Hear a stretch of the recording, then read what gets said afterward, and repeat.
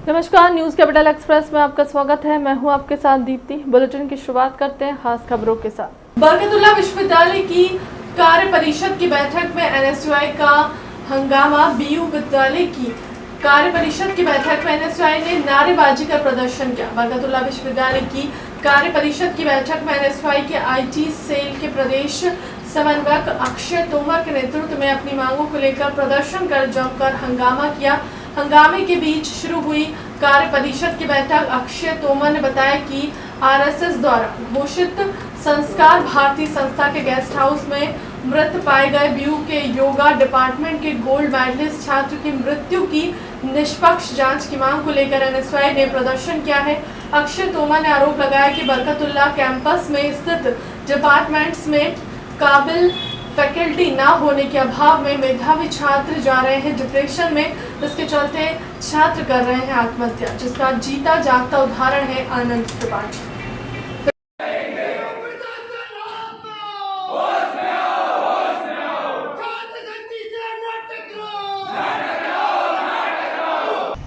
आज बरकतुल्लाह विश्वविद्यालय में हमने एनएसयूआई ने छात्रों की मांगों को लेकर प्रदर्शन किया है, जो कि फिजिकल डिपार्टमेंट में विश्वविद्यालय के पास फैकल्टी नहीं है। सिर्फ 2 से 3 फैकल्टी के भरोसे पूरा फिजिकल डिपार्टमेंट चलाया जा रहा है विश्वविद्यालय प्रशासन द्वारा।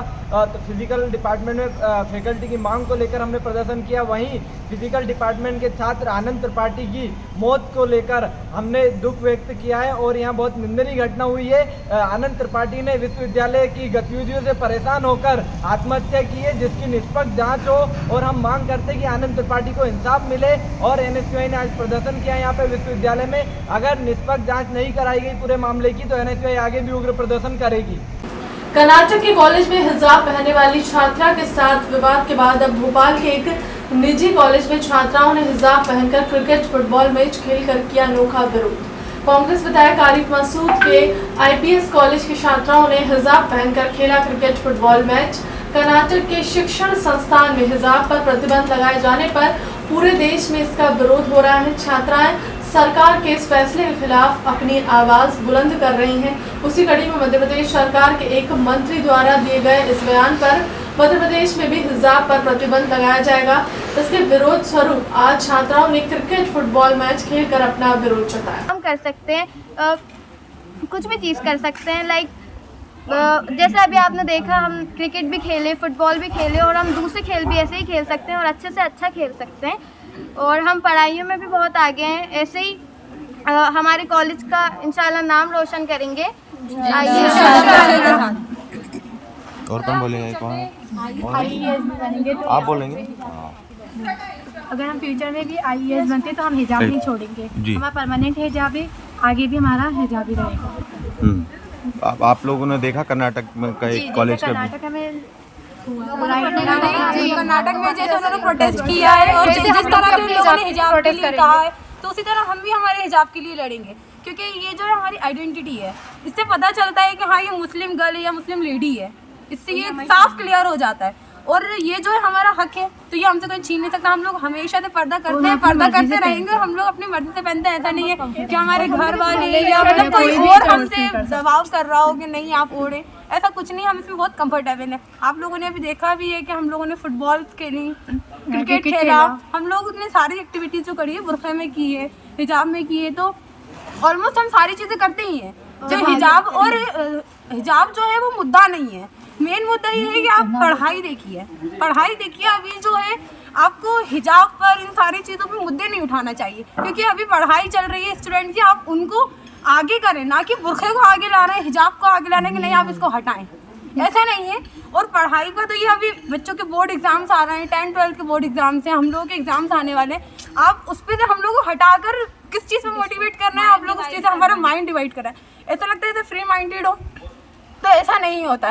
तो हिजाब जो ये है कि आप हिजाब को छोड़कर पढ़ाई पे ज़्यादा फोकस करें तो उसमें ज़्यादा अच्छा है। उससे आपका देश भी आगे बढ़ेगा, सारी चीज़ें रहेंगी। तो ये है कि आप हिजाब जो है हम तो छोड़ नहीं सकते, क्योंकि ये जो है हमारी आइडेंटिटी है। कांग्रेस प्रवक्ता के मिश्रा ने कहा, मध्य प्रदेश में सरकार चल रही है या सर्कस। जिस मंत्री को देखो सो के उठता है, बेतुके बयानबाजी जारी करता है। शिक्षा मंत्री के बयान पर आज प्रदेश के गृह मंत्री नरोत्तम मिश्रा को आज सफाई देना पड़ी। मध्य प्रदेश में कोई नियम कानून नहीं है बनाए गए हैं, मामला कोर्ट में लंबित है। मिश्रा ने साफ कह दिया है कि मध्य प्रदेश में हिजाब पर प्रतिबंध लगाने की सरकार की कोई मंशा नहीं है और सरकार के पास इस तरह का भी कोई प्रस्ताव भी नहीं आया है। मंगलवार को प्रदेश के स्कूली शिक्षा मंत्री माननीय इंदर सिंह परमार साहब ने जो हिजाब को लेकर बयान दिया था वह एक सुविचारित नीति का ही अंग था, मगर उसके रिपरकेशन इस प्रदेश में उल्टे आने लगे। तो आज गृह मंत्री जी ने, जो सरकार के प्रवक्ता हैं डॉक्टर नरोत्तम मिश्रा जी, उन्होंने सरकार की स्थिति को स्पष्ट करते हुए कहा है कि ऐसा कोई भी प्रस्ताव सरकार के विचाराधीन नहीं है। यह बहुत गंभीर मामला है कि एक शिक्षा मंत्री समीपस्थ राज्यों में भारतीय जनता पार्टी को लाभ पहुंचाने के लिए जातिवाद और संप्रदायवाद का बीजारोपण करे, संवैधानिक पद पर बैठते हुए, और आज गृह मंत्री जी को उसका खंडन करना पड़े कि सरकार के समक्ष ऐसा कोई प्रस्ताव विचाराधीन नहीं है। तो यह गलत बयानी स्कूली शिक्षा मंत्री जी ने किसके प्रेशर में दी? स्पष्ट है कि यहाँ मध्य प्रदेश में सरकार नहीं सर्कस चल रहा है। कोई भी मंत्री सुबह सोकर उठता है और चाहे जो बोल दे। ये एक सरकार है या मजाक है? और मुख्यमंत्री जी इस पूरे मामले में खामोश थे। यानी कहीं ना कहीं मुख्यमंत्री जी को भी अब अपना स्पष्टीकरण देना चाहिए कि उनके अधीनस्थ मंत्री ने इतना गैर जिम्मेदाराना बयान क्यों दिया। और यदि सरकार पाक साफ है तो माननीय मुख्यमंत्री जी को शिक्षा मंत्री को बर्खास्त करना चाहिए, क्योंकि ये बहुत गंभीर मामला है। कर्नाटका की माननीय हाईकोर्ट में यह मामला लंबित है, तो कंटेम्प्ट ऑफ कोर्ट है जिसका मध्य प्रदेश से कोई ताल्लुक नहीं है। जबलपुर की ओमती थाना पुलिस ने 10,000 के नामी आरोपी को गिरफ्तार किया है। आरोपी दीपक जायसवाल द्वारा एम्बुलेंस में अवैध तरीके से 20 पेटी शराब ले जाई जा रही है। जब पुलिस ने आरोपी दीपक जायसवाल को ओमती चौक के पास से रोका तो वह एम्बुलेंस छोड़कर भाग गया, जिसके बाद से पुलिस को आरोपी दीपक जायसवाल की तलाश की है। आरोपी दीपक जायसवाल द्वारा 8 महीने तक पुलिस को गुमराह किया गया, जिसके बाद पुलिस ने आरोपियों को गिरफ्तार कर लिया है। जबलपुर की ओमती थाना पुलिस ने 8 महीने से फरार आरोपी दीपक जायसवाल को गिरफ्तार कर लिया है। दीपक जायसवाल द्वारा अवैध शराब तस्करी की जाती थी। ये दिनांक 18/6/2021 को मुखबिर की सूचना पर थाना ओमती पुलिस स्टाफ ने एक एम्बुलेंस वाहन में 20 पेटी अंग्रेजी शराब गोवा पकड़ी थी, जो वाहन क्रमांक था MP 20DA 2170 एम्बुलेंस गाड़ी थी। इसमें से आरोपी जो है तो मौके पर वाहन को छोड़कर फरार हो गया था और लगभग 7-8 महीने से अभी तक फरार था, जिसकी लगातार थाना ओमती में पता तलाश की जा रही थी। अभी हाल ही में इसके मोबाइल की लोकेशन साइबर से लेकर और श्रीमान पुलिस अधीक्षक महोदय के निर्देशन में थाना प्रभारी ओमती के मार्गदर्शन में स्टाफ गठित करके यहाँ पे थाना ओमती के स्टाफ को लेकर साथ में मैं उप निरीक्षक विपिन तिवारी, साउनी अशोक मिश्रा और राहुल सिंह और साइबर की मदद से आरोपी को जिला मंडला से गिरफ्तार करके ले आए हैं। आरोपी के ऊपर श्रीमान पुलिस अधीक्षक महोदय जबलपुर के द्वारा 10,000 रुपये का इनाम रखा गया था, जिसको गिरफ्तार करके माननीय न्यायालय पेश किया जाता है। क्या नाम है भैया आरोपी का? आरोपी का पूरा नाम है दीपक जायसवाल। कहाँ का रहने वाले? ये सुकरी मंगेला रेलवे स्टेशन थाना बरगी के अंतर्गत आता है, वहाँ का रहने वाला है। ये इसके अपराध पुराने कुछ हैं? अभी थाना ओमती में जराइम चेक किया तो इसके अपराध पुराने यहाँ तो नहीं है। ठीक है, आपका शुभ नाम बता देना सर। मैं उप निरीक्षक विपिन तिवारी, थाना। नर्मदा प्रकोट उत्सव के उपलक्ष्य में बड़ी संख्या में श्रद्धालु सुबह से जबलपुर के विभिन्न नर्मदा तटों पर बड़ी संख्या में पहुंच रहे हैं। श्रद्धालुओं द्वारा मां नर्मदा का पूजन अर्चन इस मौके पर किया जा रहा है। जबलपुर के ग्वारी घाट नर्मदा तट पर सुबह से ही बड़ी संख्या में श्रद्धालु पहुंच रहे हैं और मां नर्मदा का पूजन अर्चन श्रद्धालु द्वारा किया जा रहा है। नर्मदा प्रकोट उत्सव के उपलक्ष्य में जबलपुर के विभिन्न नर्मदा तटों पर श्रद्धालु बड़ी संख्या में पहुंच रहे हैं। उसी कड़ी में जबलपुर के ग्वारी घाट नर्मदा तट पर श्रद्धालु सुबह से ही पहुंचना शुरू हो गए थे। श्रद्धालुओं ने नर्मदा तट पर पहुंचकर मां नर्मदा का पूजा अर्चन किया। वहीं विभिन्न कार्यक्रमों का आयोजन भी पूरे शहर में भक्तों द्वारा किया जा रहा है। मैं पंडित कृष्ण कुमार दुबे, नर्मदा तीर्थ नर्मदा मंदिर संचालक। आज का दिन माता नर्मदा के लिए जन्मोत्सव के दिन से मनाया जाता है। माघ शुक्ल सप्तमी को माता जी नर्मदा जी का जन्मोत्सव भगवान भोले शंकर रुद्र देवता के क्षेत्र से जो पसीना निकला उससे माता नर्मदा जी उत्पन्न हुई। यह माता जी पूर्व से पश्चिम की ओर बहती हैं तथा माता नर्मदा के समीप से निमित्त पारी लोग आज के दिन माता नर्मदा के अपार श्रद्धालु लोग आकर करके माँ नर्मदा का जन्मोत्सव मनाते हैं तथा माँ नर्मदा के लिए मध्य जल स्थापित माता नर्मदा का जो मंदिर है, इस मंदिर की यह विशेषता है कि यहाँ पर जिलहरी परिक्रमा की जाती है। इस जिलहरी परिक्रमा का महत्व यह होता है कि जो प्राणी भगवान भोले शंकर ने गणेश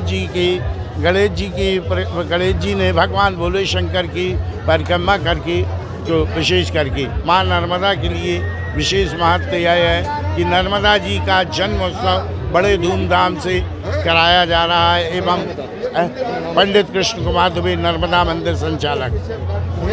जबलपुर के एनआरएफ मुस्लिम फाउंडेशन द्वारा ख्वाजा गरीब नवाज के उर्स के मौके पर चलते आज विक्टोरिया अस्पताल में ज़रूरतमंद परिवार और असहाय लोगों को भोजन और फल वितरित किए गए। वहीं जिन परिवारों के मरीज इलाज के लिए अस्पताल में भर्ती थे उन्हें भी जीएनआरएफ गरीब नवाज रिलीफ फाउंडेशन संस्था द्वारा मरीजों और गरीबों के लिए परिजनों को फल वितरित किए गए। और जहां फाउंडेशन के सदस्य ने बताया कि इस्लामिक और ख्वाजा गरीब नवाज का पाक महीना चल रहा है। इस्लामिक इंडिया के नेतृत्व में गरीब नवाज रिलीफ संस्था द्वारा पूरे देश में ज़रूरतमंद लोगों की मदद की जाती है। वहीं आज जिला अस्पताल में ज़रूरतमंद परिवारों को भोजन और फल दिए गए। आज बरोज मंगल दावत इस्लामी इंडिया की जानिब से इसका एक डिपार्टमेंट है जीएनआरएफ गरीब नवाज रिलीफ फाउंडेशन, जिसके तहत पूरे हिंद भर में गरीब और ज़रूरतमंदों की खिदमत की जाती है। आज चूँकि गरीब नवाज रहमतुल्लाह ताला अलैह की उर्स की मुबारक मौके पर दावत इस्लामी के कुछ मुबल्लिगीन ने, कुछ ज़िम्मेदारों ने यहाँ आकर गरीबों और ज़रूरतमंदों को और मरीज़ों को फ्रूट्स और दूध और बिस्किट के पैकेट और पानी की बोतलें तकसीम की है। आप सबसे भी अर्ज़ है कि आप भी दावत इस्लामी का साथ दीजिए और दीन और गरीबों और ज़रूरतमंदों की मदद के लिए आप भी आगे आइए और हमारा साथ देकर इसमें खूब कोशिश कीजिए। आपका नाम बताएं। मोहम्मद दिलशाद अत्तारी, जबलपुर। अल्हम्दुलिल्लाह आज जो है तो रजबुल मुरज्जब जो इस्लामी माह का महीना है, इसमें महान सूफ़ी संत बुज़ुर्ग और हज़रत ख्वाजा मोइनुद्दीन चिश्ती अजमेरी रहमतुल्लाह ताला के उर्स की तारीख़ है। चूँकि गरीब नवाज़ रहमतुल्लाह ताला अलैह का जो तो बहुत ही प्यारा तरीक़ेकार रहा कि अब हमेशा गरीबों और बेसहारा लोगों से हमदर्दी किया करते थे। दावत इस्लामी इंडिया जो कि बहुत सारे सामाजिक और दीनी काम करती है, तो चूँकि हमारी एक तंजीम का एक कहना चाहिए कि इसका वो जीएनआरएफ करके हमारा फाउंडेशन है, गरीब नवाज रिलीफ फाउंडेशन, तो उसके तहत आज हम यहाँ पर हॉस्पिटल में जो तो गरीबों और जो तो बीमार लोग हैं उनको जो तो कुछ फल वितरित यानी कि बांटने के लिए आए हैं, जिसमें हमने पानी के पैकेट, फ्रूट हैं, इसके साथ बिस्किट के पैकेट, दूध वगैरह भी तकसीम किए हैं यहाँ पर। आपका शुभ नाम? जी, मेरा नाम मोहम्मद अनवर अत्तारी।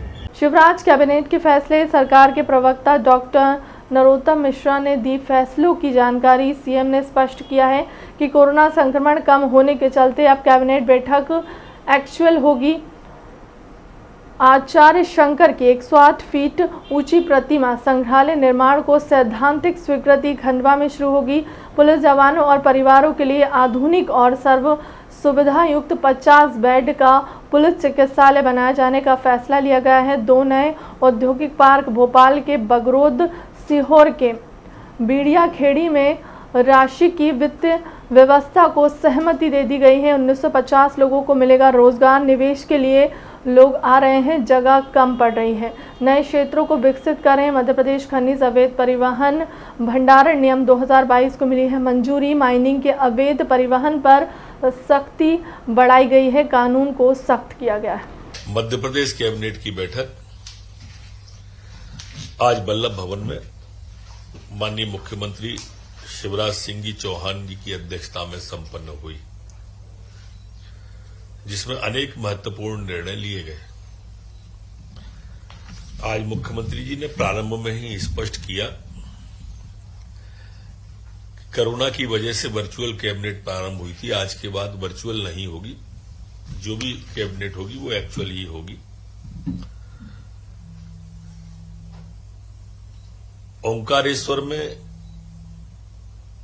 आचार्य शंकर की 108 फुट ऊंची बाहु दात प्रतिमा संग्रहालय, अद्वैत अंतर्राष्ट्रीय वेदांत सिद्धांत की निर्माण की सैद्धांतिक स्वीकृति आज 2141.85 करोड़ की सैद्धांतिक स्वीकृति प्रदान की है। ये खंडों में और क्रमशः प्रारंभ होगा। माननीय मुख्यमंत्री जी ने इसकी दिव्यता और भव्यता के बारे में भी प्रकाश डाला है। आज जो हमारे पुलिस के जवान ड्यूटी पर रहते हैं, अस्वस्थ होते हैं, वो उनके परिवार के जो हमारे प्राथमिक स्वास्थ्य केंद्र हैं, उनके लिए भोपाल में अब एक आधुनिक सुविधा और सर्व सुविधा से युक्त पुलिस चिकित्सालय बनाए जाने का मध्य प्रदेश की कैबिनेट ने 50 बेड का अस्पताल भोपाल में जो पुलिस के लिए होगा, उसको भी सैद्धांतिक सहमति आज प्रदान की गई है। जैसा आप सब लोगों को विदित है कि निवेश के लिए लगातार मध्य प्रदेश में लोग आ रहे हैं और हमारे पास अब जगह कम पड़ रही है। इसके लिए स्वाभाविक रूप से आवश्यकता है कि हम नए क्षेत्रों को विकसित करें। अब प्रदेश में 2 नवीन औद्योगिक पार्क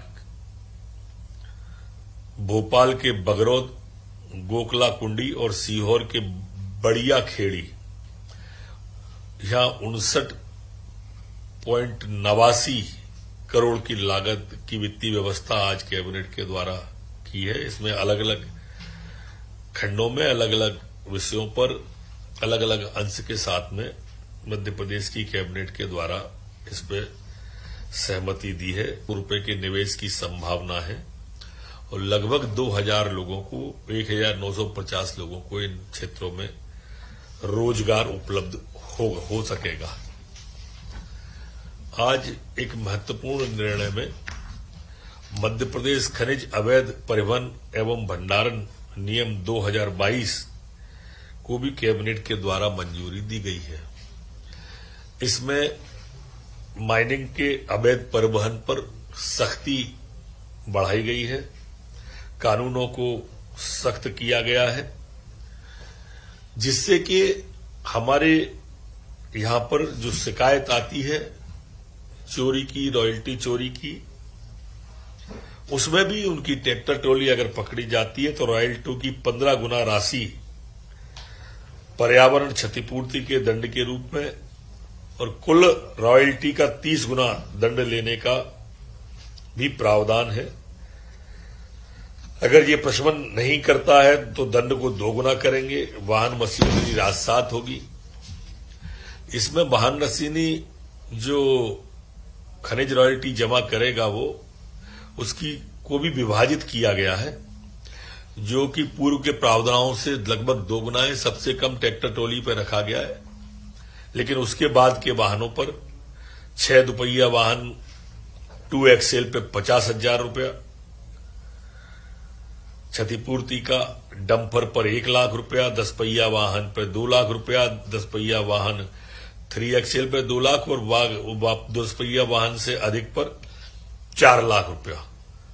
ये दुगना कर दी है जुर्माने की राशि। इसमें एक चीज और है कि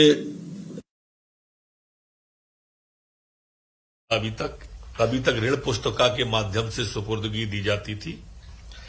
अब राशि जमा करेंगे अगर तो सुपुर्दगी दी जाएगी। सबसे कम ट्रैक्टर ट्रॉली पे 50,000 रुपए में रखी है, जबकि 2 एक्सल 6 पहिया वाहन पर 1,50,000, डंपर हाइड्रोलिक 6 पहिया वाहन पर 2 लाख, 3 एक्सल 10 पहिया वाहन पर 3 लाख, 4-6 एक्सल 10 पहिया वाहन पर 4 लाख, जेसीबी 2 लाख, पोकलैंड 4 लाख।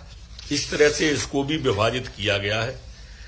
और अन्य उपकरण या और मिलते हैं, अन्य औजार मिलते हैं तो उनमें बाजार मूल्य का 10% इस तरह से रखा गया है। अपील कलेक्टर के यहाँ या कलेक्टर की अपील कमिश्नर के यहाँ भी करने का। इस तरह से अवैध माइनिंग रोकने के लिए आज बहुत कठोर निर्णय मध्य प्रदेश की कैबिनेट के द्वारा लिए गए। फिलहाल के लिए अब तक की खबरों में इतना ही। देश दुनिया की तमाम बड़ी खबरों के लिए बने रहें हमारे चैनल के साथ। नमस्कार।